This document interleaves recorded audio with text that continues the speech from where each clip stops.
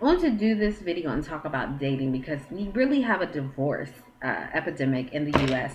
And I know a lot of people want to say, oh, well, back in the day, grandma and grandpa used to stay together. You know, why can't we get it together nowadays? But I'm going to be honest and tell you all something in conversation that I had with my grandmother. My grandmother said that you women nowadays have, and I'm paraphrasing, more opportunity to leave a situation if you're not happy. She wasn't a super advocate of divorce, but she was saying if you're not happy, you don't have to stay. She said we didn't have programs to help us. We didn't have an opportunity to really go to school to get an education and to work our way out of a situation that didn't work. You know, she said if I wanted to leave, I had to really decide, do I go out and struggle or do I stay and raise my kids? And I stayed and I raised my kids. And that trumped her desire to be happy. My grandmother, 84 years old, my grandfather's been dead for 14 years. She still cries. She still cries. And I say that to say that a lot of relationships are bad and people stayed in them back in the day. So we like to look back and say, oh, they did it, how'd they do it? It was rare that people were really in love and, they did not want to divorce. But obligations, you stayed. If your daddy had another kid somewhere, the wife still stayed. It wasn't this opportunity to walk away.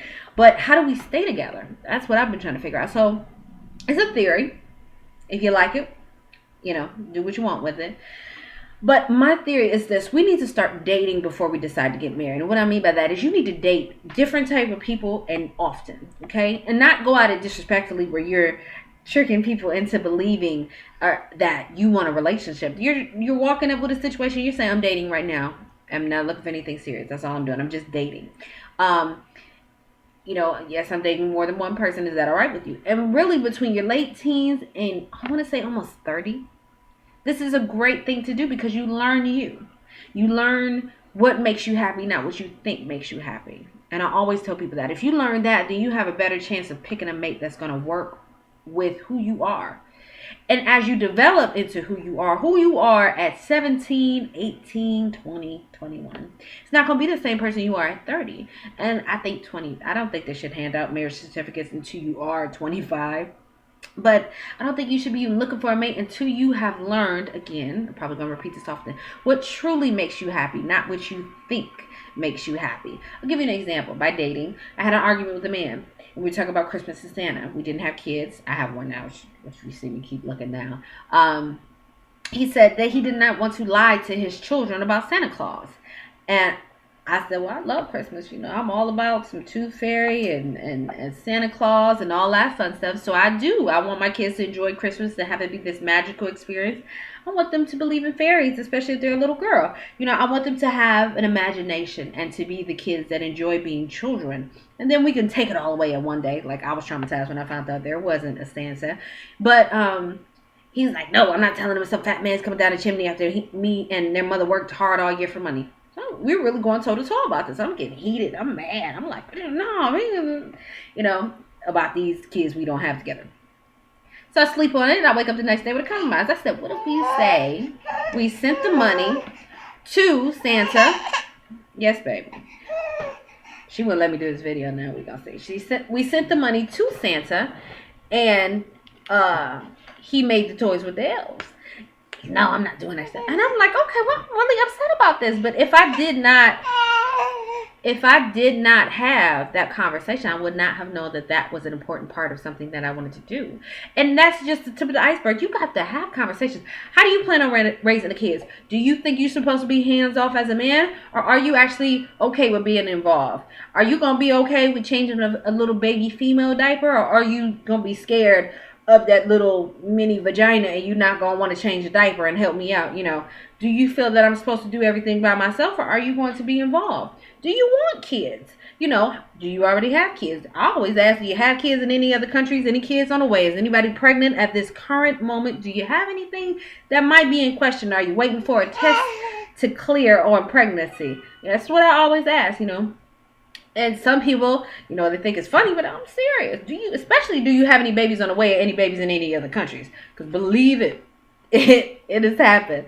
So these are the questions that I ask, and people tend to believe that these aren't, they're not important questions. One question I ask when I first meet somebody, seriously, and I will walk away if the answer is yes, do you own a cat? Do you have a cat? Because I am highly allergic. And it's a deal breaker for me. If your answer is yes, I can't date you. I'm sorry, I can't. Do you have any dogs that will eat my little dog? Seriously, real question. Because what's the point of progressing if we progressing? You're not getting rid of your dog and I'm not getting rid of mine. Or you got a cat and I'm allergic. You can't play with mittens on Wednesday, get in the shower Wednesday night, see me Thursday morning. I'm going to have an allergy attack. I'm going to itch and sneeze and lose my mind. It is that deep. I've dealt with it before. I know the itch of a cat, and I don't even have to be around a person with. I can see you have a cat, don't you? I'm itchy. It happens that easily. So for me, that's a deal breaker. You have to ask people questions like, do you like your brown skin? Because now I have to really ask that, because I have a little brown skin baby. I know people look at me and they think they're going to have some little light-skinned child, but I'm not mixed. Shocking to people. I'm not mixed. My mama's not white. My daddy's not white. I'm not mixed. So if you don't, if you look at me thinking you're just going to have some little light-skinned baby, fuck you.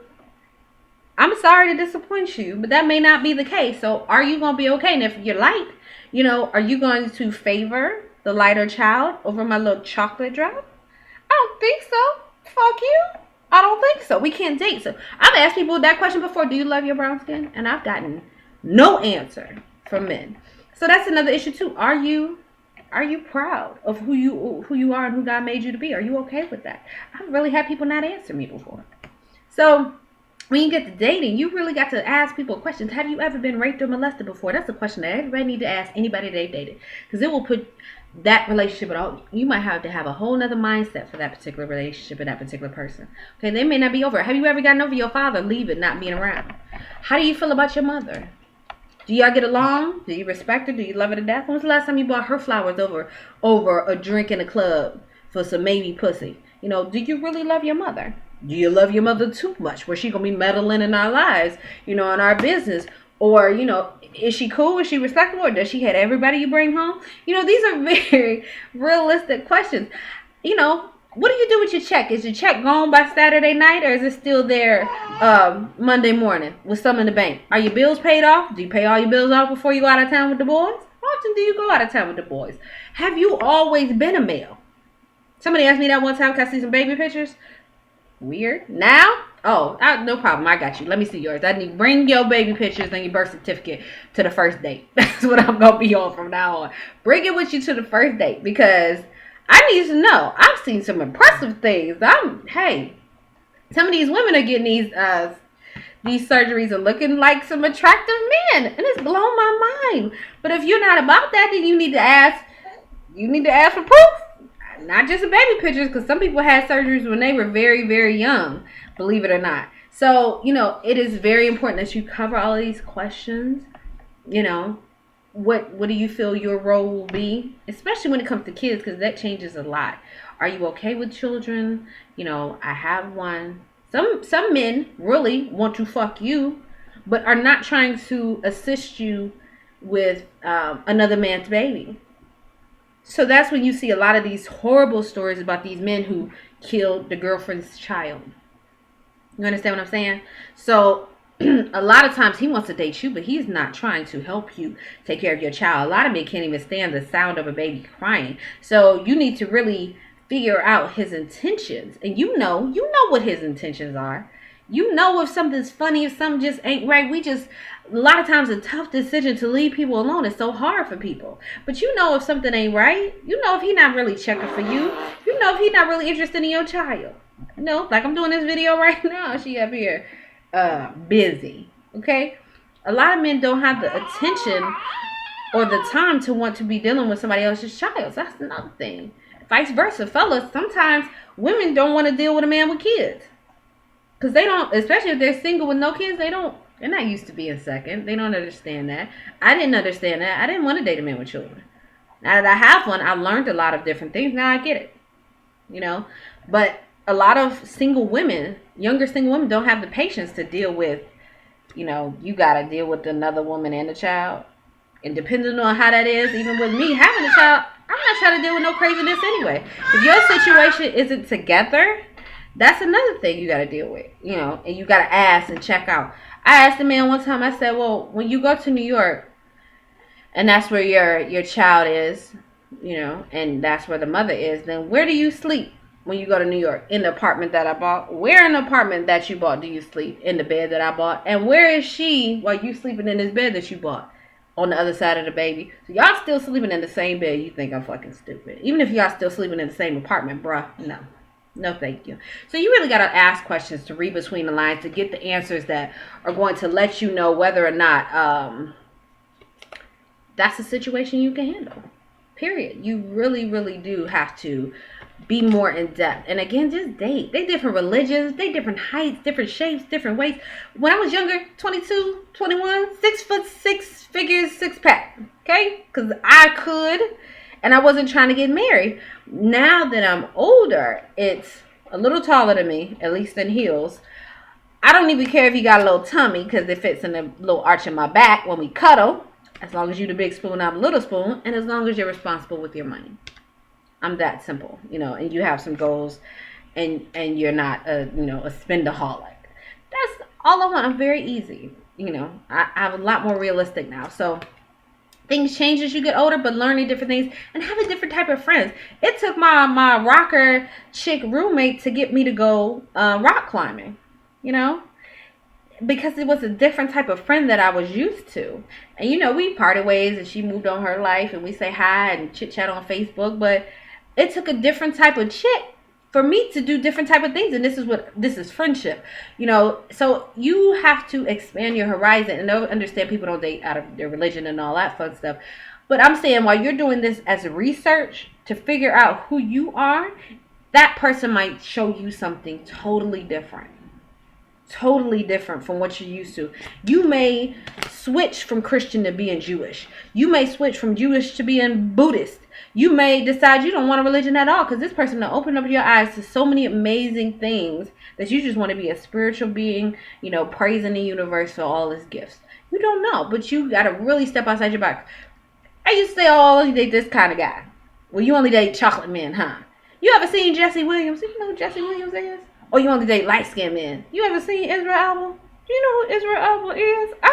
So for me, if you got your shit together and you're attractive, all right. And some other things. But I just wanted to leave that with you guys because I know divorce is happening crazy. And we're looking at marriage and having a partner it's something that is just devilish, horrible. Nobody wants to do it anymore. Nobody's talking about doing it. And when we're doing it, we don't really know ourselves enough to be picking a partner for life. A lot of times people haven't even become who they're going to be to pick that partner.